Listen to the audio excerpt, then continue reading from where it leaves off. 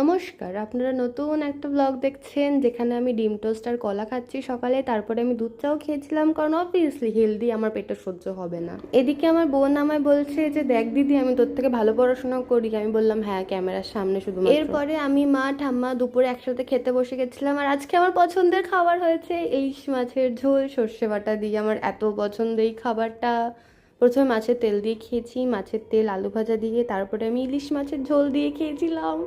আমার এখন এডিট করতে গিয়ে আমার এখনও বলবো, আমার খিদে পাচ্ছে দেখে। ঠিক আছে, এটাকে স্কিপ করে আমরা এখন মিষ্টির দিকে ফোকাস করি। আমার মা ভীষণ মিষ্টির পোকা, সেখান থেকে আমিও পেয়েছি, তাই জন্য খাওয়া দাওয়ার পরে দুপুরবেলা আমি আর মা আবারও মিষ্টি খেতে বসে গেছিলাম। এতদিন তো বাড়িতে ছিলাম, আজকে বাঘাযতীন যাবো বলে আমি বেরিয়ে পড়েছিলাম বিকেলের দিকে। আর বনগাঁ থেকে বাঘাযতীন যেতে লিটারেলি 4.5 ঘন্টা সময় লাগে। তার উপরে দমদম স্টেশনের 4 নম্বর প্ল্যাটফর্মে ট্রেনটা ঢুকেছিল। দমদমে 4 নম্বর প্ল্যাটফর্মে কোন ট্রেন ঢোকা মানে সেটা একে তো অনেকক্ষণ দাঁড়াবে, একদম আস্তে আস্তে তারপরে শিয়ালদা ঢুকবে। দমদম থেকে শিয়ালদা আসতেই আমার 20 মিনিট টাইম লেগে গেছে। তার উপরে সাউথের ট্রেনে যা ভিড় হয়, এরপরে আমার আর ভিডিও নেওয়ার কোনো ইচ্ছা ছিল না।